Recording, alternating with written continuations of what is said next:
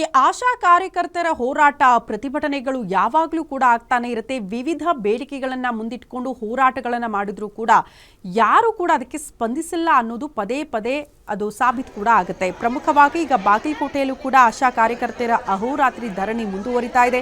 ಚಳಿ ಮಳೆಯನ್ನ ಲೆಕ್ಕಿಸದೆ ಮಹಿಳೆಯರು ಧರಣಿ ಕೂತ್ಕೊಂಡಿದ್ದಾರೆ. ಬಾಗಲಕೋಟೆಯ ಡಿಸಿ ಕಚೇರಿಯ ಎದುರೇ ಇಡೀ ರಾತ್ರಿ ಆಶಾ ಕಾರ್ಯಕರ್ತರು ಮಲ್ಕೊಂಡಿದ್ರು.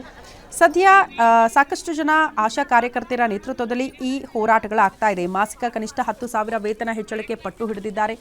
ಆಶಾ ಸುಗಮಕಾರರನ್ನ ಸೂಕ್ತ ವೇತನದೊಂದಿಗೆ ಮುಂದುವರಿಸಬೇಕು. ನಿವೃತ್ತ ಆಶಾಗಳಿಗೆ ಪಶ್ಚಿಮ ಬಂಗಾಳ ಮಾದರಿಯಲ್ಲಿ ಇಡುಗಂಟು ಕೊಡಬೇಕು ಅಂತ ಕೂಡ ಆಗ್ರಹಿಸಿದ್ದಾರೆ. ಪ್ರಮುಖವಾಗಿ ಇವರ ಬೇಡಿಕೆ ಮಾಸಿಕ ಕನಿಷ್ಠ 10,000 ವೇತನ ಹೆಚ್ಚಳ ಆಗಬೇಕು ಅನ್ನೋದು. ಆಶಾ ಸುಗಮಕಾರರನ್ನ ಸೂಕ್ತ ವೇತನದೊಂದಿಗೆ ಮುಂದುವರಿಸಬೇಕು. ನಿವೃತ್ತ ಆಶಾಗಳಿಗೆ ಪಶ್ಚಿಮ ಬಂಗಾಳ ಮಾದರಿಯಲ್ಲೇ ಇಡುಗಂಟು ಕೊಡಬೇಕು.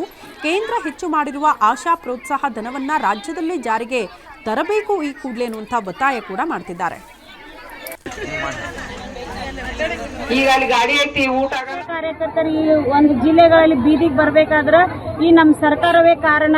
ಯಾಕಂದ್ರೆ ನಾವು ಎಲ್ಲ ಆಶಾ ಕಾರ್ಯಕರ್ತೆಯರು ಒಂದು ಭದ್ರತೆಯನ್ನು ಇಲ್ಲ ಮತ್ತು ಅವರಿಗೆ ಈಗ ಬೆಂಚ್ ಮಾರ್ಕ್ ಅಂತ ಒಂದು ಬಂದೈತ್ರಿ. ಆಮೇಲೆ ಜನಸಂಖ್ಯೆ 1,000ಕ್ಕಿಂತ ಹೆಚ್ಚಿರ್ಬೇಕಂತ ಹೇಳಕತ್ತಾರಿ.